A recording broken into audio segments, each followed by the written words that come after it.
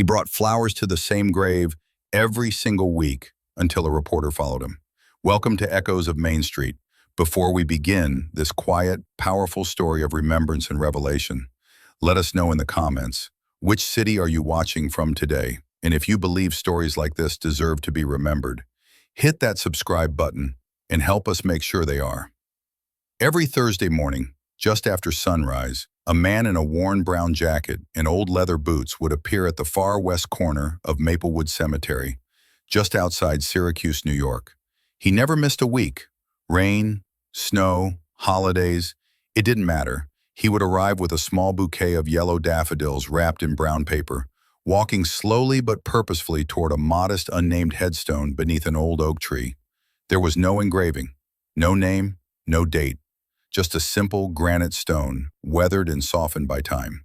And the only color it ever knew came from the flowers that man brought. At first, the groundskeepers didn't think much of it. Cemeteries are quiet places by nature, full of ritual. But over time, they began to take notice. It had been years. Always the same man, always the same flowers, always the same silence. He'd kneel carefully, with effort, and place the bouquet down as if it were glass. Then he'd rest his fingertips on the top of the stone, close his eyes, and sit in stillness for exactly 1 minute. Never more, never less. Then he'd rise without a word and walk away. Locals called him the Thursday Man. No one knew his name. He never brought anyone with him, and no one ever waited.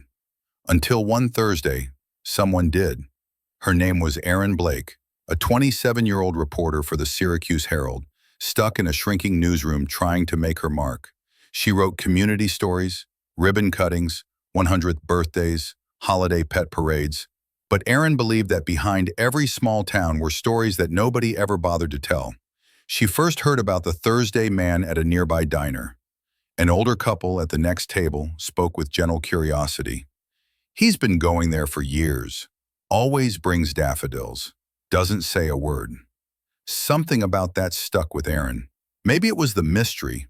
Maybe it was the quietness. Maybe it was the idea that someone could be doing something so faithfully and still remain completely invisible. So she went.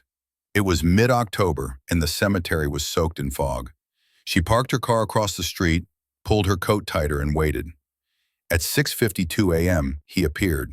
Brown coat, bent back, daffodils in hand. She stayed far enough not to intrude, close enough to observe. He followed his routine exactly. Knelt, placed the flowers, touched the stone, closed his eyes. She timed him, 1 minute on the dot. Then he rose, turned, and walked away, but this time he paused. He didn't look directly at her, just paused, and then kept walking, straight past her.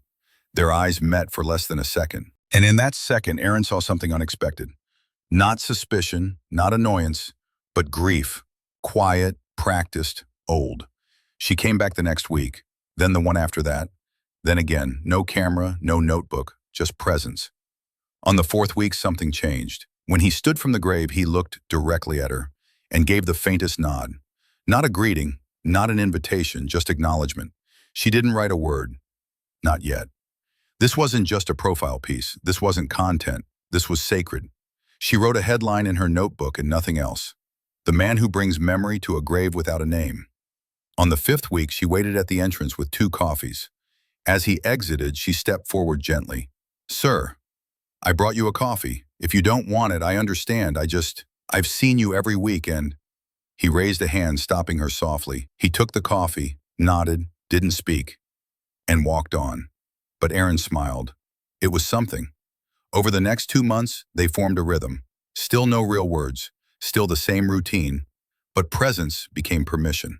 Then one morning, out of nowhere, he sat beside her on the bench outside the gates. They sat in silence for nearly 5 minutes. Then he asked, "You're a reporter, aren't you?" Erin froze, then nodded. He sipped his coffee and said, "If you're gonna write it right. This isn't just about me." "Then who is it about?" she asked. He looked toward the stone. "There were 8 of us. Only I came back. That grave isn't for one name, it's for all of them." His name was Frank Mallory. He had served in Vietnam. In 1971, a reconnaissance team of 8 had been ambushed in the jungle. 6 confirmed dead, 1 never found. Frank was the only survivor. He carried that weight back home, quietly, without medals, without parades. For years, he didn't talk about it, didn't even visit cemeteries. Until one day, he couldn't carry it alone anymore. So he made a habit. "Every flower I bring," he said, "is a name I still remember." Aaron asked why the headstone was blank. Frank answered slowly, "Because it could be anyone. A kid who never came home. A soldier buried under the wrong name. A friend whose body was never recovered. That stone is a placeholder for all of them." Aaron didn't publish the story right away. She waited. Then one Thursday, Frank didn't show up. She waited an hour. Then 2. He never came. That afternoon, a plain envelope was delivered to her desk. No return address. Inside, a handwritten letter. "Aaron, if you're reading this, it means I won't be coming again.